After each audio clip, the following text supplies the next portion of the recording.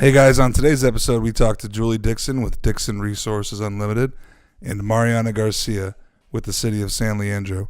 We go through the redevelopment and revitalization of San Leandro and the key role that parking played, as well as Julie's backstory and how she came to be where she is today and the type of company she's running and what she can offer her clients. Hope you enjoy.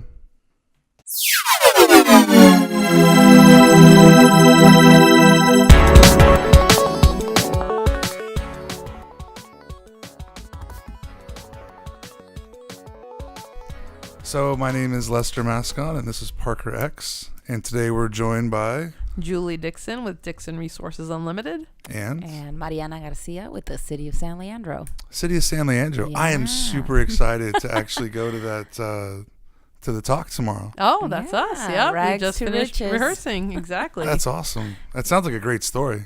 It is. It's a very interesting one.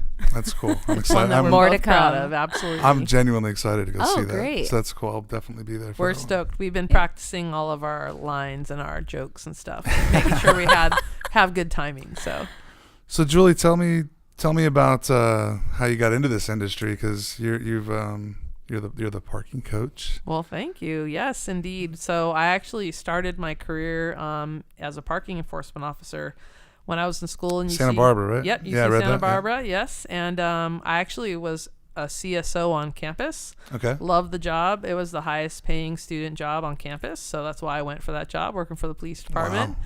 And then my lieutenant came to me and said, hey, they're hiring a parking enforcement officer at the Foot Patrol office. Foot Patrol was in Isla Vista, which at the time I was in school, not only were we the #1 party school in America, but Isla Vista was the most densely populated 1 square mile west of the Mississippi. Wow. Yep. And they were so busy focused on like couches burning and kids falling off of roofs and cliffs, they couldn't deal with parking. And so when my lieutenant came to me and said he recommended me for a job, I said, I love being a CSO. He said it pays $15 an hour. I said, who do I talk to? And I showed up at the sheriff's department. They handed me a ticket book and a bike and said, good luck. And what's amazing is that literally today, 28 years later, the fact that I learned how to deal with congestion mitigation, I learned to deal with conflict resolution, you name it. I mean, I really had to face everything that we face today, just in a different scale and different magnitude. And who knew at that age that here I would be 28 years later, running a business, still dealing with the same issues of municipalities across the country. That's amazing. What were you going to school for? So I was actually going to be a math teacher. Oh, wow. And that was definitely my intent my whole life. I wanted to be a school teacher. And then I drank the Kool-Aid. You're still a teacher. You're absolutely right. And I think that that's one of the things I enjoy most about my job is the education aspect of it, the outreach aspect of it. I love running meetings. I love engaging. I love when you see the light turn on when somebody gets it. And that's, actually nobody's ever really made that comparison. And it's actually a really good one because I do feel like that's a big aspect of the role that we play. And one of our corporate ethos is educate and inform. And so you're right. Nobody's ever made that comparison. And once I started working for the Foot Patrol, I said I drank the Kool-Aid. I loved it. And cool. Yeah, I went on from there. I went on and I actually went into automated enforcement systems. I don't tell a lot of people this because when you start talking about red light cameras, they hate those more than they hate parking tickets. Especially in California. You get it. And so I did that for several years. And I actually fell back into parking in a way that the company that recruited me hired me to bring their automated enforcement systems to the U.S. They had a big presence in the U.K. They weren't quite ready when they hired me. So you were on the equipment side for a while. Absolutely. I did not know that. Yeah, operations, installation. Okay. I was also a subject matter expert, SME. I testified in court. I went through something called a Kelly Fry hearing, which was a 5-day trial on a red light camera ticket in Beverly Hills, and not a lot of people can claim that one. Wow. But when I got hired to bring automated enforcement back, they weren't ready, and they said, but you remember, you do something with parking, right? And I was like, well, I wrote parking tickets 15 years ago.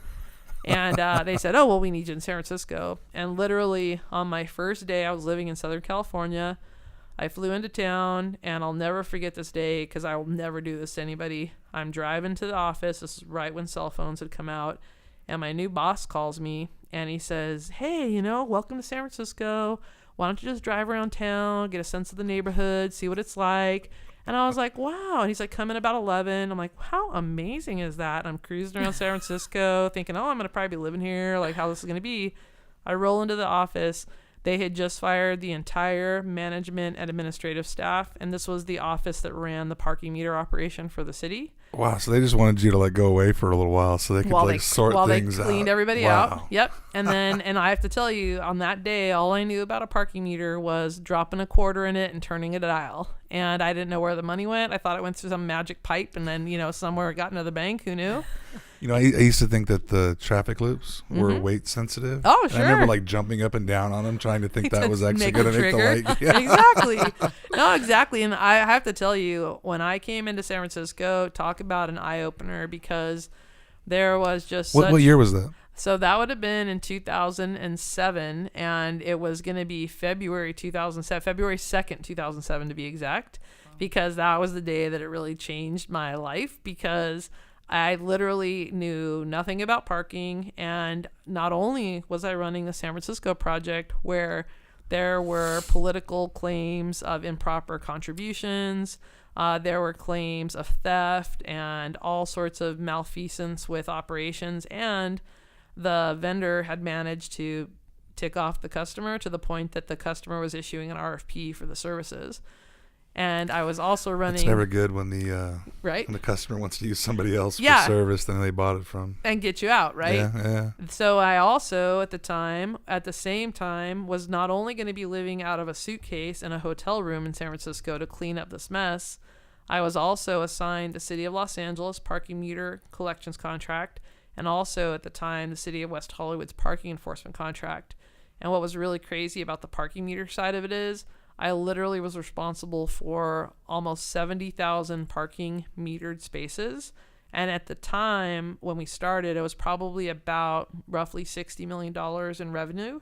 By the time I left, we were well over $100 million in revenue and even higher numbers of inventory. But to run those parking meter programs was that all through revenue collection, or was there enforcement revenue? No, we did as well? For those two projects. LA and San Francisco was revenue collections, and in the case of San Francisco, it was revenue collections, counting, and reconciliation processes. So what was the big? What did you do? Oh my gosh! Well, first of all, I lived in my office. I literally slept in my office, and the first thing I had to do was establish a relationship with the customer. And I was really lucky because the superintendent there, his name is George Reynolds. He's been in the industry for a really long time. And I just went to him hat in hand and said, what's going on? What's broken? What do I need to know? Give me a chance to fix it. I'm new. Absolutely. Yeah. And, the one thing I also is that I didn't try to make excuses. And I think that that's one of the challenges that all of us run into is we get so busy trying to make excuses, and that's a big other ethos of our company. We focus on the solution, and that's the thing I think I've learned really early in my career. You need to figure out what caused the problem, don't get me wrong, because it's going to be really important to make sure it doesn't happen again. But it's the whole excuses part of it. Sometimes you just got to say, look, I made a mistake.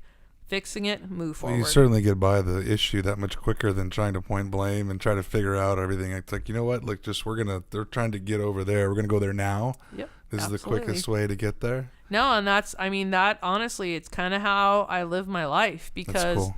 You just don't have a lot of time to dwell on the negative. And I do try to live a positive life in that regard. I know it sounds a little touchy-feely. But, if you dwell on the negative, what kind of person are you? And, I want to be happy. I want to enjoy my life. I want to enjoy my job. I want to enjoy the people I work with. And I find that if you dwell on the negative, you become a negative person and you put a negative vibe out there. So, and especially in our career, let's be honest. We are constantly out there trying to promote positive experiences in parking, customer service, and the like. And, we're dealing with people that are spitting at our parking enforcement officers, trying to steal money, having to always look over our back. So I think the environment that we create should be a positive one, right? And so it's just something, try to focus on. I think being easy to work with is the best thing you can do as a company, providing effortless experiences. No, in fact, you're going to laugh when I tell you this, but the number one hiring criteria in our company is that you have to have a sense of humor. Because if you can't laugh at yourself, then don't bother coming to work with me, because I laugh at everything. Because if you can't laugh things off, That's cool. yeah, otherwise it's like, again, it goes back to that whole, I want to enjoy where I work and who I work with. And we deal with some tough situations. Like, there's no doubt about it. And sometimes some really high stress situations. And if we can't have a good time doing that, then, life's too short to, be serious all the time. And I actually had a coworker at one time who really got upset with, he thought I had a lackadaisical attitude.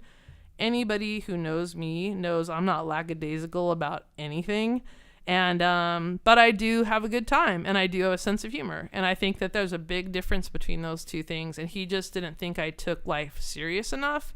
And I just think that, again, life is too short to be serious all the time. So I couldn't agree more. thanks. I appreciate that's that. Good. No, I think people enjoy that about it too. The fact that I try to be entertaining in my approach. I try to be fun, but I'm also delivering a really serious message a lot of the times. But a lot of times people don't even recognize the magnitude of what we're talking about until the revelation, kind of like I said, you see the light switch, right?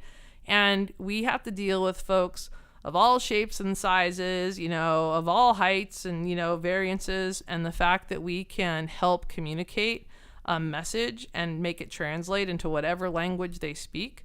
Again, I think it really speaks to just how effective we've been. And that's one of the things that I have to say I take so much pride in, the effectiveness of what we do and how we do it.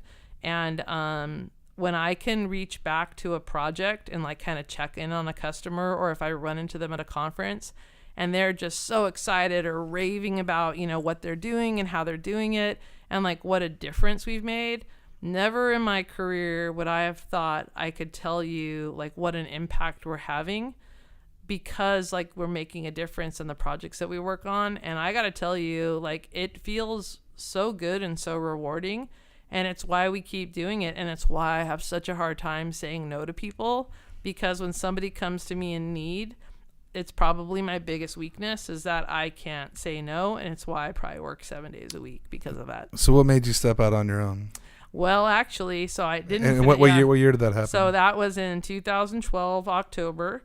And what ended up happening was, as a result of the San Francisco project, first of all, I was living in San Francisco. I'm from Southern California.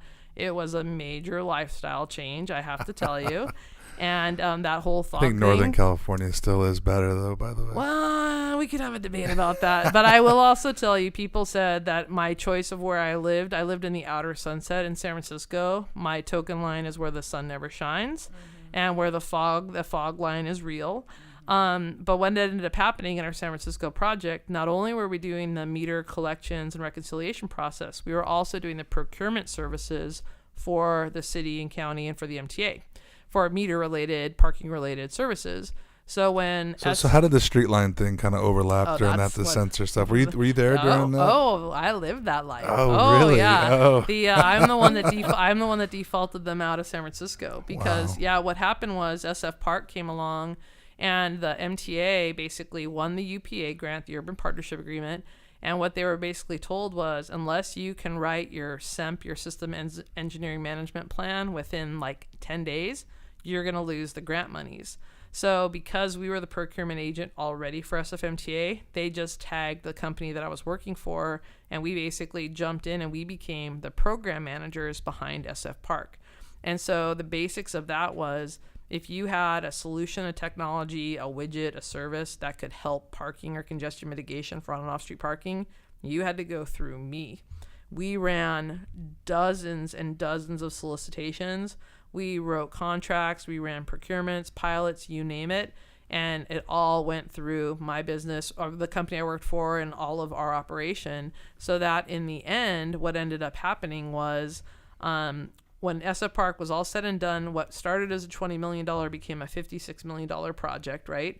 And when all the project was over and all the case studies were written, municipalities started coming to the company I worked for, Serco, and said, we want to do what San Francisco did. But our company was so large, it was a $7 billion global company, they didn't really care about these little onesie-twosie projects. And the city of Newport Beach was like, gosh, Julie, if you just had your own business, I'd hire you tomorrow. And I was like, well, I've heard that my whole career. You put your money where your mouth is. Now's as good a time as any. And here's what I thought. I thought, listen, I got enough money in the bank. I could probably last for about a good 6 months and make this work. And worst case, if I got to go flip burgers at McDonald's, I'll go flip burgers at McDonald's. I'm not above that. And what's crazy is on day one, when I put the word out, and I didn't even put the word out, I like told a couple people that were calling, hey, I started my own business. And I got to tell you, like, my phone didn't stop ringing. And when I did this, I thought I was living in Playa del Rey in Southern California. I loved where I lived. I was like a block from the beach. And I did this thinking, I'm going to be able to go to the beach more often. I'm going to have all this time for myself. And I did this with the intention of helping municipalities and agencies. And I never thought I'd have employees. And I got to tell you, it took off like a rocket because we fit this gap when it comes to procurement support, operations support, technology implementation. And it just has been this nuance. And it's been great because the word of mouth spread and just we grew really quickly, but also strategically, because I also had to really lay expectations because I didn't want to shortchange a customer. I wanted to make sure that we delivered and that we did what we said we were going to do and that we solved the problem and tried to help them address it. And now here we are. It's 6 years now? I don't even know what year it is. Yeah, six years and some months. And we now, well, my staff just reminded me we just hired, I think, our 12th employee. Wow. Yeah, we've got projects all four corners of the country, including Hawaii, which is awesome. So how did you take you and your energy and dedication to your customers and what you want to bring?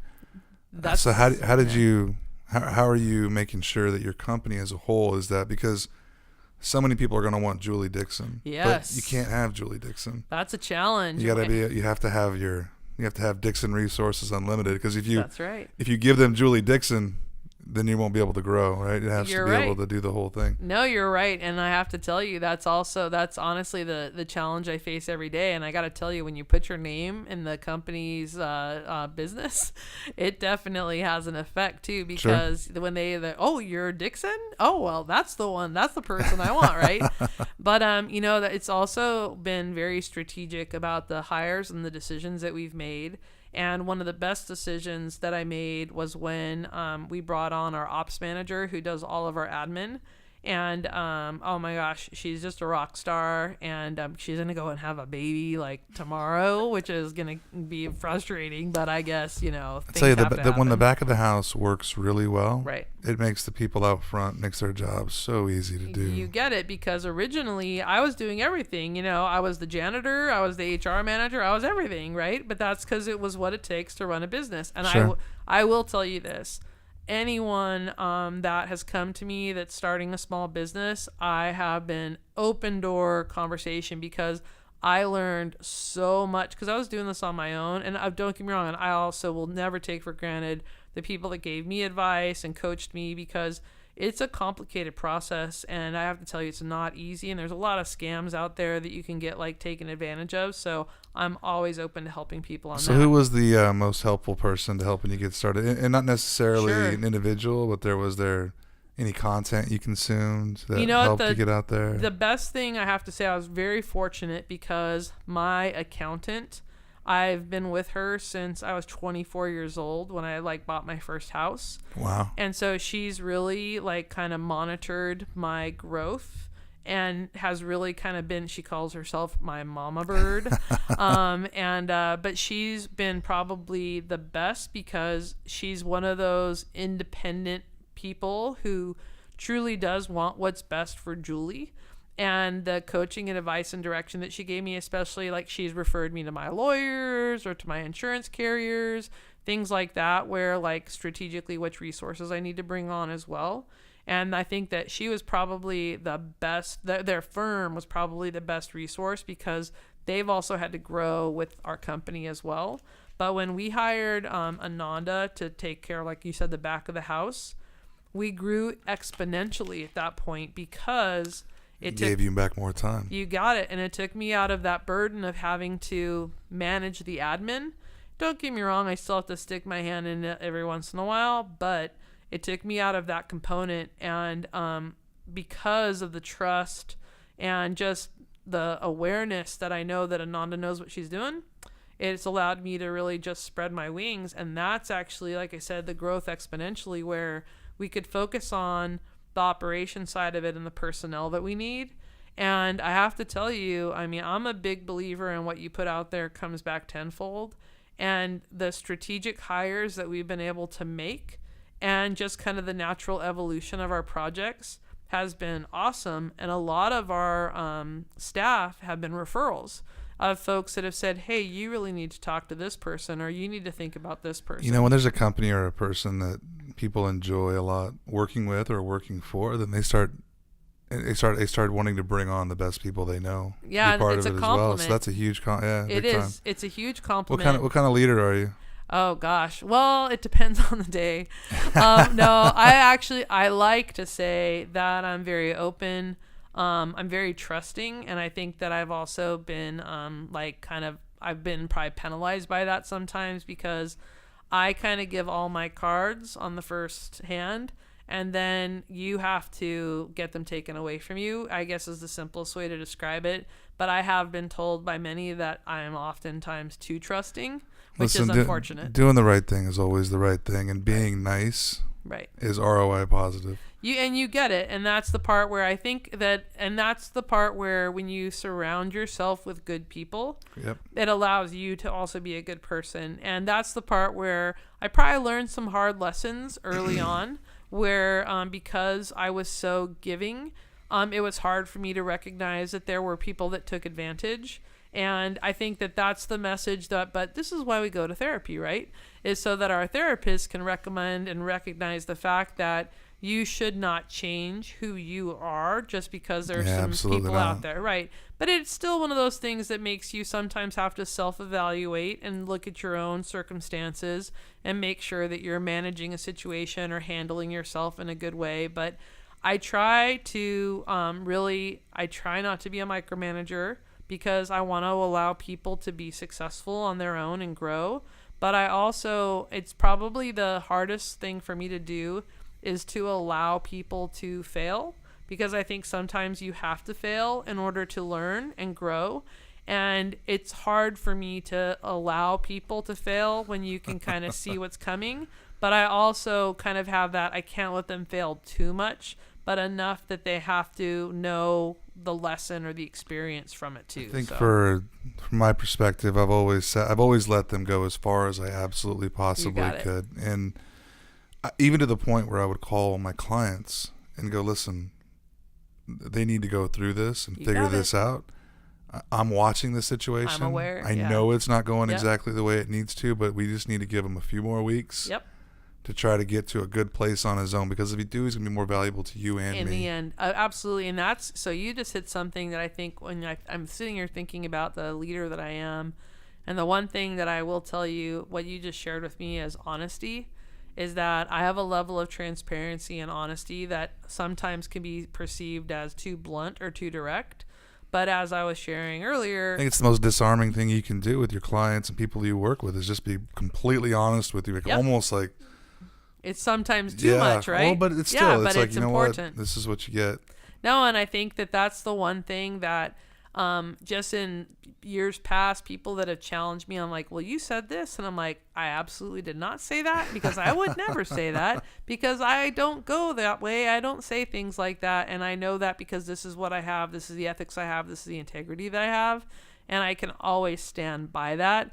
And I also think I learned that because I spent so much time as a subject matter expert, actually in the expert witness box when I did the red light camera stuff, that I really learned from some of the best lawyers, honestly, like in California, across the country as well. Cool. And it really taught me about, first of all, being direct, answer the question that's asked, and to also be honest, because if you get yourself caught up in a story and you can't keep track of it, you're just digging your own grave. And that's what I just learned really early on. So what's it been like working with Julie? Oh, it's been amazing. I mean, just the level of knowledge that she has and she brings to the table. I mean, I can't even put it into words. it's just facilitated everything for me. I'm actually really new to the parking industry. My background is in business development. And what's your role? What's your role at the city? I guess I'm like an interim parking manager. And it's pretty funny story. I mean, it literally, they had just done a parking management plan and they needed somebody to implement it. And they're like, hey, Mariana, you're new to the city. How about you take this over? And of course, being innocent and being like, yeah, I'm a go-getter. Why not? I was like, yeah, let's do it. Little did I know what I was embarking on. I mean, this plan was in a deficit for the last 6 years. So bringing on the right consultant was just crucial to getting the plan executed and having a program that actually works. So having Dixon Resources Unlimited / Julie, I mean, it for me, it was a blessing, especially because I'm new to the industry. And like she said before, she tells it how it is. She's honest. She gives you your options, and then you get to go with the choice and the recommendation if there is one. But at the end of the day, she shows you every which way you can go, and then obviously a recommendation. But it's been great. It's been fun. So I actually grew up in Vacaville. Oh, okay, yeah. So I had parents grew up in Oakland, and Yeah. Also my mom went to high school in El Cerrito.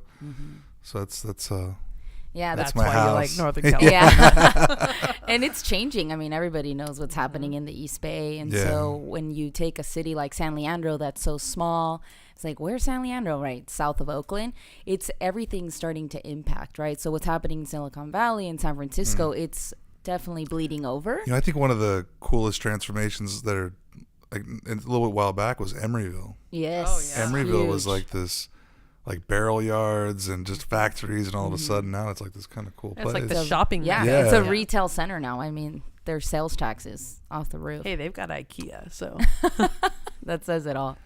So Yeah. this actually won't broadcast till after the pie show. So give us a little bit about what you're going to be talking about tomorrow. Yeah, so really what I just mentioned is really taking San Leandro and this program that was in a deficit, and how do you flip it, and really bringing in a consultant to help navigate that. I think what's challenging for San Leandro is that parking literally touches 5 different departments. So I'm in business development, right? And so you go, why are you doing parking? It doesn't make any sense.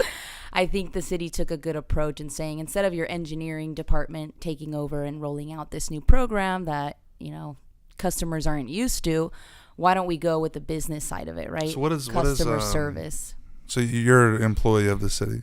Yes. So- I'm in it's a community development department, and Okay. then we have different arms, and then economic development division falls under that. But we do all business outreach. So we do business attraction. Basically, if you're looking to expand your business. So business development for you is trying to bring new businesses into San Leandro. Literally, and then help the ones that are already there if they want to expand, or we Okay. have different programs that help small businesses. And Does the city own a lot of real estate? A lot of the office space? And no, I mean, we had this thing called redevelopment that went away, and so we actually were mandated by the state to sell a lot of our properties. Okay. So we actually don't own that much property anymore. And San Leandro's tiny. I mean, we're Oh, yeah, about it's- 90,000 people, and it's pretty developed already. We have like what we call opportunity zones, Sure. where developers will come in and they're looking at maybe 2 sites that are still left. But even now, I mean, we have about 1,500 units in the pipeline for new housing. I mean, it's growing. And I also think that with what Mariana's doing with the parking plan is really about that redevelopment of the businesses that they're going to be bringing in with all that housing. So we're really preparing for the future. And I think that's what's been really exciting. Even just one of the most recent innovations that just launched in January, we introduced a monetized shared parking agreement, which has been something that you should tell them about the back end deal, because it's something that is so amazing that I think other agencies are just going to really respond to it. Yeah. So it's called Pelton Plaza. It's a little center, but yeah, it's actually recruiting a lot of new restaurants, really cool uses. But the turnover rate kept being a really big issue. So the city Got a had bunch of employees camping out. Oh yeah, I mean they park there all day, Yeah. and that's the thing when you're with a small community, you have small business, and sometimes they don't understand that in order for your customers to come shop I would or never eat. understand why the shop owner parks right in front of the shop. Exactly Right? my point. And so I'm like, have no you know, idea. from a business standpoint, you're like, should you be in business if you don't get this essential, right? it's key. It's key. So talking with the owner of the plaza, we actually already had an agreement that allowed us to enforce the lot. It was like a 2-hour lot that we used to enforce. So then working with Julie, she's like, well, have you guys thought about, monetizing? Have you thought about putting paid parking in? And I'm thinking here, like, are you kidding me? People are going to freak out. They love going there, and they're used to getting, parking for free and then go and get their service, right? It works 2 and 2. So the owner was actually really interested because she kept getting complaints. There's no parking, there's no turnover. It's the best way to do it. Exactly. But the best part is, on the financial upside, is that I actually got her to include about, part of the revenue we're going to actually split 50-50 is that part of that revenue that she gets, she has to reinvest into her parking lot.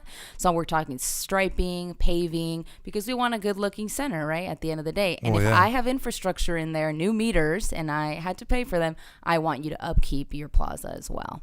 Right. And so I think we're going to see this blend actually happen again in San Leandro because the program is proving so successful that we're generating almost $2,500 a week just off of 58 parking spaces. Mm-hmm. Did you go with single space or multi-space? Well, so that's actually where it got really great is that with so the design, ideally we would have done pay stations just because of the fact that it would have been a more cost-effective solution.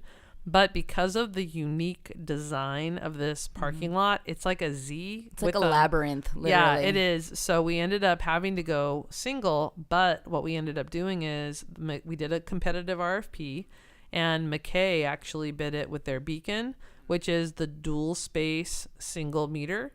So when you have the single head that can manage 2 parking spaces, and with that also integrated with, we did this cost-effective solution rather than replacing all of the old POM meters on street. All we did was rebrand with a Park Mobile sticker and decal. We did this whole rebranding marketing campaign that kind of changed the parking experience. We did that also in Pelton Plaza, and the mobile payment also shows up on the meter, which is something that we were really stoked on with That's MacKay. awesome. It really is, and the fact that we literally launched just about 2 months ago now, and the reception has been amazing, so much so that there had been one parking space that the property owner had asked to not be metered, and she came back and said throw a meter on there because she's so stoked at the performance and the way that it's being managed. Yeah, so it's stoked. So what's the percentage of revenue coming through mobile payments? Mobile payment for you still, I think, is about, well, you actually have a good chunk. So I think we're probably about 60% still for your mobile overall for the citywide. Because right now, because we have the mix, because we have the POM meters, and we have where obviously it's coin only. But now with the addition of the Pelton Plaza, but what we didn't also talk about was one of the first things that we did is we took, they actually had the honor box in the parking garage. I know. I saw your face. Old school. And is it the one you had to fold it? yes. Oh, yeah. Fold that Yes. dollar. Did it have the little thing? Yes, with the little stick. Okay. And awesome. the first time I saw that, after I picked my jaw up off the ground, and it was horrible. It was just horrible. So one of the first things we did is we ran a solicitation, and we ended up, Parkeon was selected, and we ended up installing Parkeon pay stations, not only on the roof deck where we had a flat rate parking rate, but we also implemented paid parking on the lower deck, which was fantastic because we again changed the parking experience in the garage. How are you doing enforcement on that? So we actually, it is pay by plate. Okay. Because we also expanded and implemented, this is like getting into the details, but in the middle of town, there's a Washington Plaza, which you said is a Morea agreement, right? What Correct. you have. Yeah. So which basically is it's available for parking for the businesses in that area, but everybody in town uses that parking lot. So we had to start, we kind of started at the end, but starting at the beginning, we had to update all of municipal ordinances. That also included a no reparking ordinance. So you work on all that as well with your clients? We call it a parking action plan. Sure. And so the first thing we had to do, we talk about. I called it soup to nuts too when I was in Philadelphia. You get it. We had to first. I always say we have to lay the bricks down, and we have to get the bricks all even and laid out and ready for the building that we're going to build on top of it.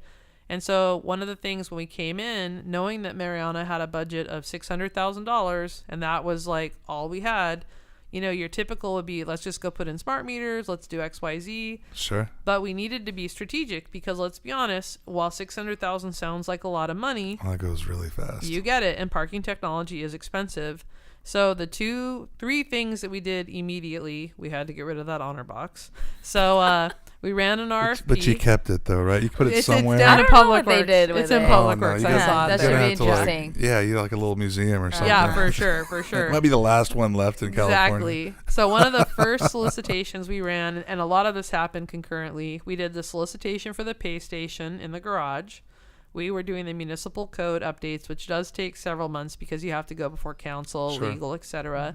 And we ran the mobile payment RFP. And so a lot of those things happened within a couple of months of each other. But along with that, Mariana was working in the background on this branding and marketing campaign, which I have to tell you, I see cities hire marketing firms to come in and do all this stuff. The fact that Mariana and her City Resources did the whole Park SL campaign themselves From scratch. from scratch. So what did you do? So basically, we went with like a zone concept and the color coding. I mean, we're such Okay. a small community that it's how is our user going to get, from A to B or whatever. And so really just marketing that way, making it customer So what did you do to market it? friendly. We actually created a parksl.com website. Okay. So it was so important for me to kind of detach from the city website because there's so many issues with it. It's considered more like municipal old school. See Facebook, Instagram. So a little bit of social media, but not that much. Okay. But 'Cause we had to do a slow start too. We had to build momentum. So. Yeah, and get people excited, right? Because people were used to not paying for parking, not getting tickets. And you're really changing the culture of parking, and you have to slowly transition. Yeah, look, that. I mean, you got to retrain your customers. You Exactly. can't like Yeah.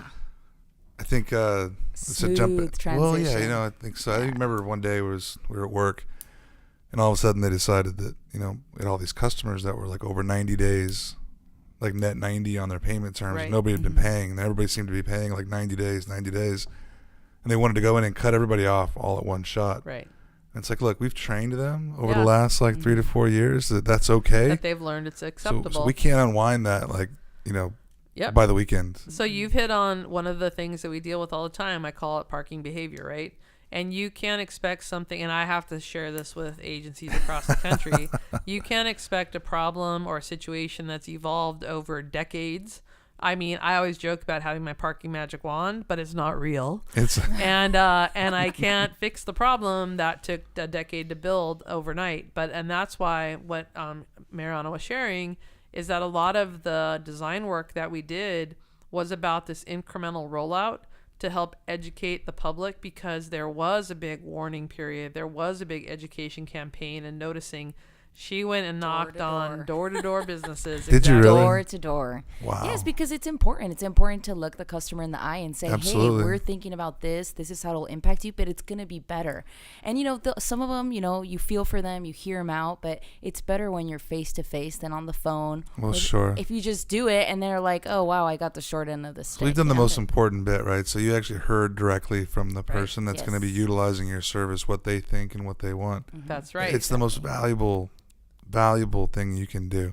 Yeah. And that's why the online tools were so key. So what we did strategically is we looked at any of their existing vendor agreements Okay. that we could leverage. And so one of the agreements they had was with Data Ticket for citation processing. So one of the first things we did is we implemented handhelds, Okay. because that was like low-hanging fruit. And then the next part of that was to implement the permit management solution, because we knew we were going to be bringing on an employee parking permit program. What about residential permits? Do you have those? So there? they have some, but then here's the okay. So now this is where I tell you every time into the weeds. every time we turned a corner, you have no idea. So they have a major BART parking lot in their city, right? Yeah, the San Leandro. Yeah. You Yeah, get it. San Leandro BART station. Well, get this. All around the BART parking lot, there were no time limit signs. And so if you got there that's early awesome. enough, You can right? just park you get without it. paying in the residential area. So Got we it. identified that there had been construction like a couple years ago, and nobody put the signs back up.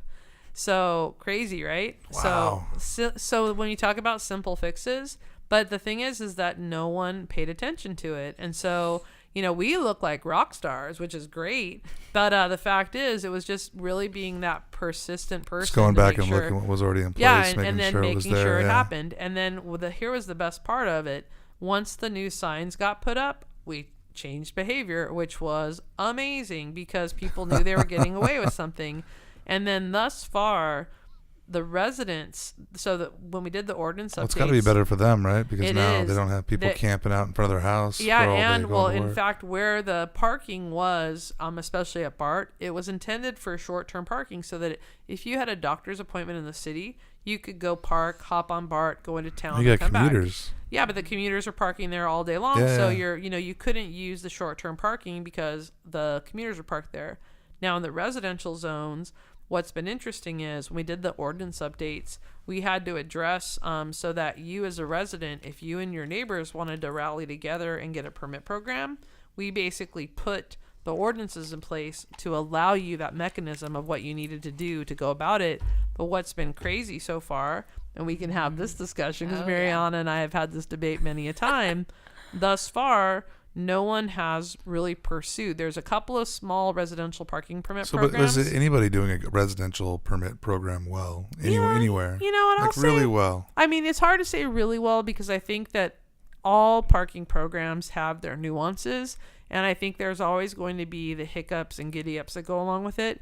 And the challenge that you also have is, and this is why Mariana wanted to go out and solicit the neighborhoods and ask them, Bad do you idea. want a residential parking permit program? And I said, absolutely not. They have to come to Trying you. to be proactive, Yeah. like with my businesses. Not. I said, are you crazy? You have to wait at this point. The rules are there for a reason. And when they figure out that this is something that they want, they will ask for it. The swell will occur.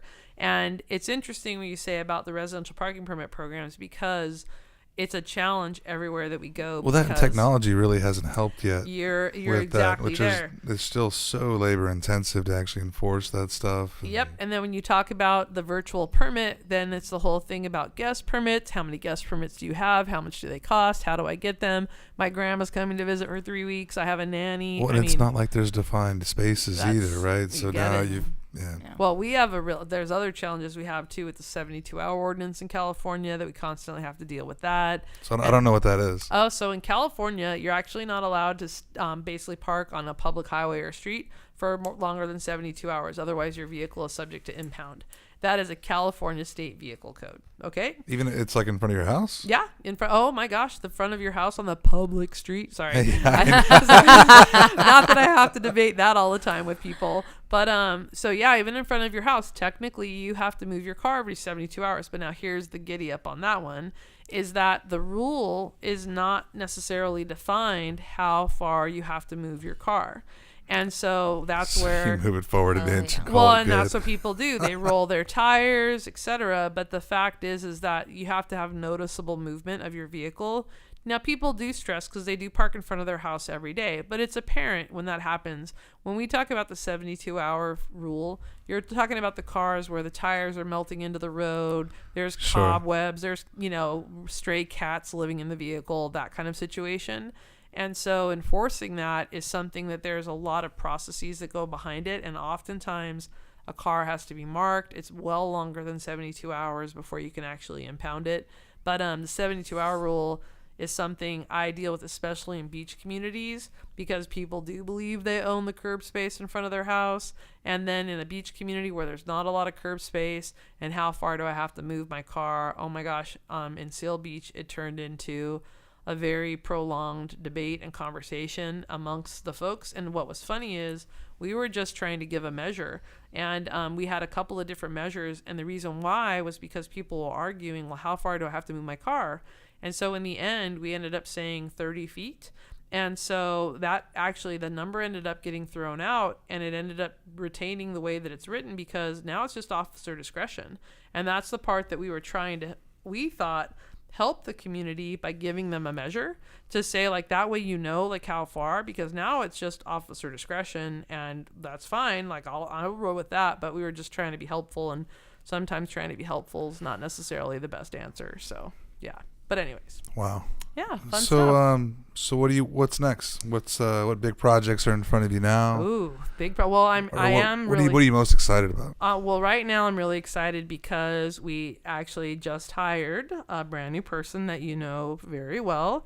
And we just hired a senior technology implementation manager, which is Josh Powers. It's a good and guy. And I have to tell you, I have been patiently waiting. But when I mentioned about hiring Ananda as our business ops manager, and we've had a couple of other strategic hires too. But hiring Josh is something that I'm really thrilled about because it does allow me to, again, kind of spread my wings and kind of getting to move, the company forward and to help our growth and our direction, because I do get down in the weeds. I do still do that. And I work with vendors. I default vendors. I support vendors. I implement vendors, contracts, solicitations, you name it. And that's going to be something that Josh is. He's done a lot of things. When I've worked with him, he's done a lot of different things for the business. And the thing that he always obviously enjoyed best, and I always thought he was best at, is when he was doing system commissioning and training with the clients, to where he sat down with them, walked through their entire business, everything they were trying to accomplish, and then applied the technology to it so that they could actually legitimately process all the transactions that were occurring at the facility in a manageable, trackable way through the system, so that there was almost zero audit burden required. So anything that was showing up on an audit report was like easy. It's like, okay, it's wrong because it showed up on the report. Let's figure out what it is. Well, that's why we hired him. And what I'm really excited about is because we are so hands-on with our customers, and we do a lot of, I'll call it vendor coordination, vendor integration support, things like that. And to have Josh be the go-to person, especially from the vendor perspectives, I think he knows all the key vendors in the market as well, right? No, you get it. And that's why it was one of those, just that marriage, just that, like, it just was so just natural. And here's the part that's really awesome. And it was something you said earlier, and I thought about this because I mentioned that, we get referrals. And so a lot of the folks that have come to work with us, and what happened was that we had done a project site visit, and Josh had been involved in the site visit. And several months later, Ananda, my colleague, we were talking about this position, and who could we hire, who was out there that would be able to fit this role. And it was funny because I started talking about Josh. I didn't really know him that well. Well, it's interesting because he's not really that well known in Southern California because he had just moved over from the East Coast. You're right. And so what had happened was he took us on this walkthrough, and I have to tell you, he made an impression. And it was something where, like I said, there's an easy way about him, right? It's just here's the part was he knew his product so well. And he had a very challenging customer that was there with us that he was doing the walkthrough for. And what had impressed me was how well he had managed that customer during the walkthrough and balancing. I mean, there was like 12 people like on this like meeting, and how well he balanced all the personalities. And it was one of those things where I remember walking away. First of all, it was a great experience. And it just registered in my mind, just like, hey, that's a great dude. I'm like, I really enjoyed that meeting, and it was a very technical conversation. And the fact that he was able to translate that information. So Ananda and I were talking, and she said, hey, you mentioned that Josh guy, and he's come to some of our events that we host in Southern California. And it was funny because, we just got to talking one day about the potential opportunity. And, we've just had conversations kind of, informally, and just chatted about it. And it was one of those just natural progressions of, just the timing and the opportunity where we were, where he is. And yeah, I'm stoked because just to your point, the fact that he has an established name, he has a great reputation. And what's been really nice is walking the floor at Pi and how many people have proactively come up to me and said what a great match it is. And that just feels like such a compliment because I just know what his reputation is and just what great, resume and great references he has.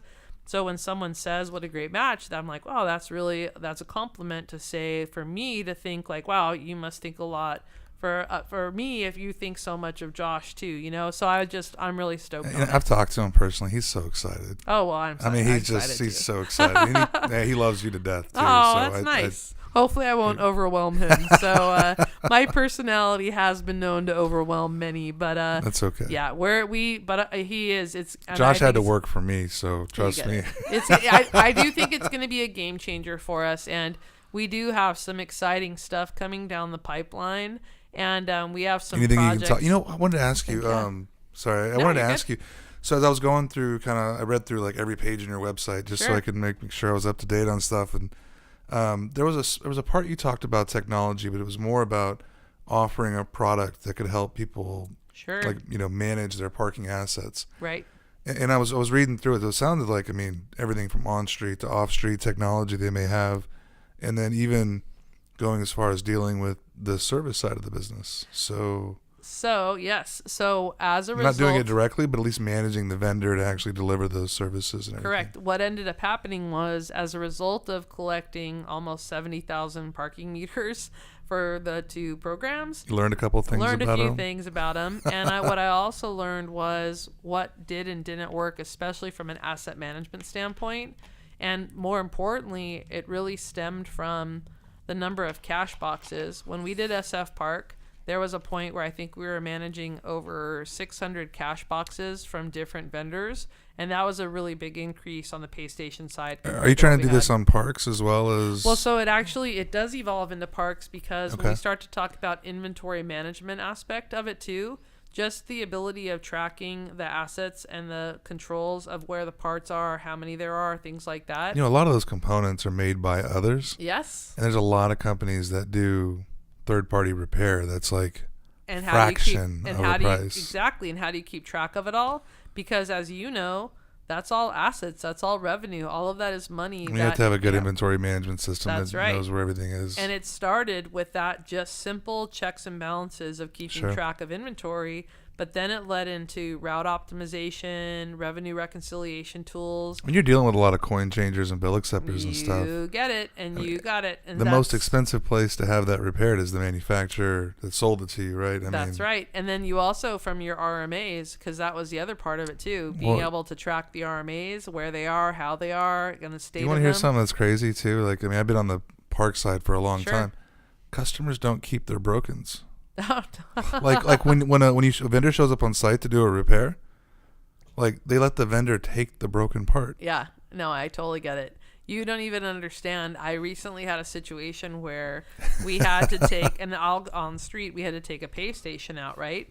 Well, this is a pay station that had been vandalized, and the intent was we were going to wrap that pay station and we were going to repurpose it, because basically the equipment could be converted into a card-only machine. And I don't know if someone thought that we were never going to touch that asset again, because when I saw it again, it had been stripped. And I was bent, because that was a really That's what happens. You get it. And I was they start not pulling happy. parts off it to repair the other stuff. BS on that, because I'm like, all I needed to do, it was this was actually really sad. Somebody had taken a crowbar to the door for the coin box, and basically they did so much damage that the door couldn't be opened again. But that's all good. We're just gonna wrap it up and just use it for card only, right? And now I'm in a state of having to rebuild that machine because somebody parted it out. There was never an intention of not using that machine. It was horrible. You know, when I read through that, there was something that I thought of as I'm reading through it. I'm like, the piece that's not getting managed very well it's the update and upgrade side of it as well. You're right. So you can take over the service, you can manage the asset, you can pay attention to all that, but sitting with the vendors and actually understanding the release schedule, when things are going to be out. Yep, we call that our roadmap, because your roadmap from a vendor side has to match my roadmap as a municipality. Correct. And so when we write solicitations and we select vendors, we ask them to share their roadmaps in their proposals, because it's important that I, as the customer, and picking a vendor that is going to grow with me, and also looking in the direction that you're heading, but also making sure that you're not going to just have a stagnant product that isn't going to be supported. That's an interesting idea. Actually share what the development roadmap is. Absolutely. It's actually been a very successful venture, and also why it's led into such long-term relationships with some of these vendors, because the transparency with you as a vendor, and if we can strategically partner on that. One of the other things that I think is really important, and you touched on this as well, we often in our projects, we have to set up, we call them parking benefits districts or parking enterprise funds, because what happens a lot of times is these agencies aren't setting aside monies for either deferred maintenance or for future technology implementations or upgrades or purchases. And so we're definitely having to help them basically build the structure of their budget just so that they're actually creating the reserves so that they can make that investment and be prepared for the long term. So that makes sense. We also have to help them protect their money, because oftentimes they want to, cities want to come in and grab that money and use it for other things. And we're in a program right now where the city's about to replace all of the parks infrastructure in like 4 garages. And the city, they basically want to keep coming in from the general budget, and they want to grab the parking money. And we're like, you've been saving that money for this infrastructure you're going to purchase, as well as all these other updates you're doing. Don't let them touch that money. I've told this parking manager, lay on top of that bank account and don't let anybody touch your money, because you need that money for what you're planning to spend it on. So, wow. That's awesome. So that's the unlimited part. Do you have a lot of people in that program today, or is it just getting started? No. There's in the asset management system. So I think we probably have about half a dozen customers that work with it too. Wow. Both Los Angeles and San Francisco utilize the program. Really? Yep. And it's something I'm really proud of, because it's also evolved into other things like meter bagging programs, things like this that become very inefficient in the way that they track or manage those things. Turning like into that. A service company. You know what? It's funny. I'm trying my best not to, but I have to tell you, when you see a need, not the direct labor side, but a services company. Yeah, exactly. You can. When we see a need, I have a hard time. That's the whole part about not saying no.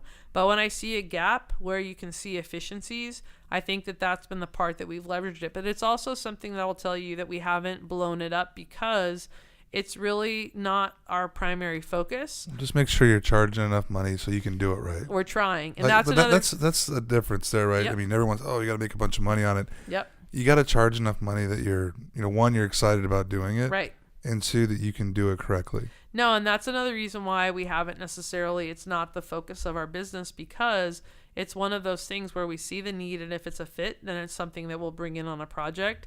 We have some other cool things that are coming down the pipeline that we're actually building some tools that will not only help us do our parking action plans and implementation, but we know will help our customers. I saw some of the data points that you were getting from the equipment in your dashboarding and stuff. A lot of the manufacturers actually publish required maintenance off of so many number of transactions. So you could actually have,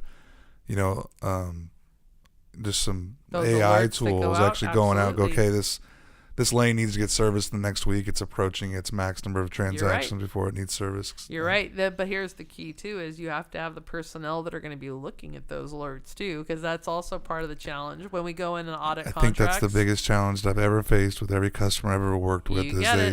They want to do all these things. They want all this technology, but to magically work. That's it. Well, and maintain itself. So Dale Fowler and I sat a couple days ago and went through, what they were doing. And between him and I think we've installed like 100,000 spaces of guidance, right? Yeah. Just in the area. And nobody's using the camera system the way that it. You get it. It has all these features and benefits. Yep.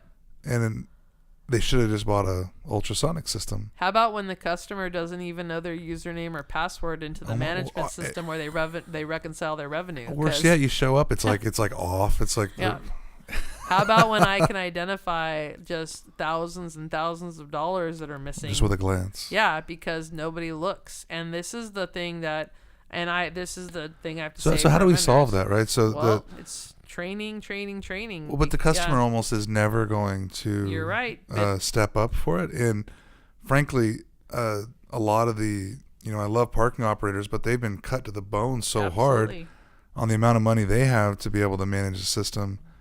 Like, it's just not going to be there. I like what I see a lot of them doing Right. now with their And their dashboards. the dashboards and stuff are getting powerful, but No, you're right. But people have to look at those. And I think that that's where the level of accountability, and it's interesting because we had a parking forum yesterday and accountability was a big theme.